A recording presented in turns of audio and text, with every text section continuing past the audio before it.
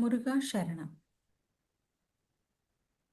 இன்று வேல்மாறலின் 1 முதல் 16 பாடல்களை எப்படி நாம் மெமரியில் வைத்துக் கொள்கிறோம் என்று பார்க்க போகிறோம். முதலில் அர்த்தத்துடன் எல்லா பாடல்களையும் நாம் படித்திருக்க வேண்டும். அந்த பாடல்களின் முதல் வரிசை இங்கே கொடுக்கப்பட்டுள்ளது. இப்பொழுது நீங்க விஷுவலைஸாக இதை எப்படி நம்ம படிக்கிறது என்று ஒரு கதை போல் பார்க்கலாம். முதலில் வள்ளியை சந்திக்கிறோம். இரண்டாவதாக நாம் முருகன் எழுந்தருளிய திருத்தணிக்கு செல்கிறோம்.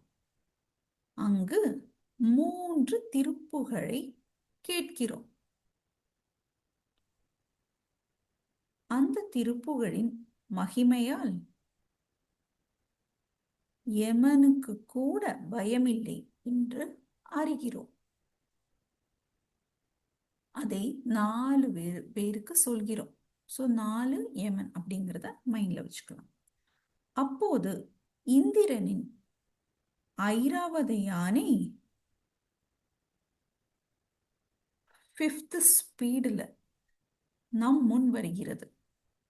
ஓகே, 5 km/s அந்த ஸ்பீட்ல வருது. அந்த யானை நம்மை கோபம் கொண்ட 6 அசுரர்களிடம் அழைத்து செல்கிறது. ஆனால் முருகனை துதிக்கும் அடியவர்களுக்கு 7 ப்ராப்ளம்ஸ் வந்தா கூட அவர் எப்போதும் நம்மளை காப்பாற்றுவார். 7 துதிக்கும் அடியவர், அதற்காக அப்படி சொல்ல. 6ங்கிறது சினத்தவுணர். சினத்தவுணர்னா அசுரர்கள். அவர்களை தொடர்ந்து 7 துதிக்கும் அடியவர். அவர்களை தொடர்ந்து சென்றால் முருகன் தலத்தில் இருக்கும் 8 சிவகணங்களின் கூட்டத்தை காண்கிறோம். அங்கே தமிழ் பெருமையை பாடும் நக்கீரரை 9 முறை சந்திக்க நேரிடுகிறது.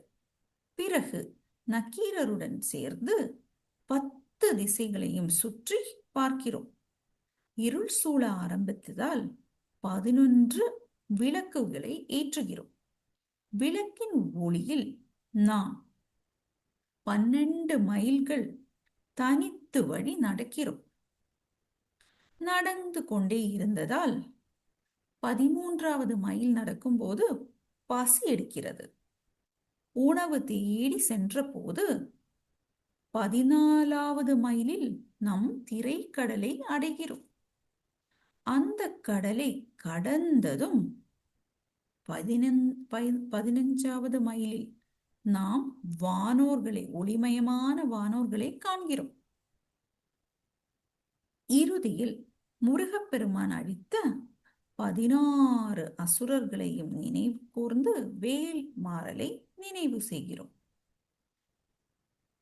ஒரு வரி நினைவு சங்கிலியாக சொல்வதென்றால் வள்ளி, திருத்தணி, திருப்புகழ், சொல் திருப்புகழ், யமன், யானை, அசுரர், அடியவர், கணத்தொகுதி, நக்கீரர், 10 திசை, விளக்கு, தனித்து வழி, பசி, திரைக்கடல், வானோர், அரக்கர்.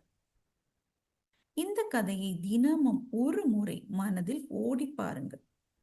சில நாட்களிலேயே 1 முதல் 16 வரை எந்த எண்ணிக்கை கேட்டாலும் அதற்குரிய பாடல் உடனே நினைவிற்கு வரும். இதுவே வேல்மாறலை எளிதாக மனனம் செய்யும் நினைவாற்றல் முறை. முருகா சரணம்.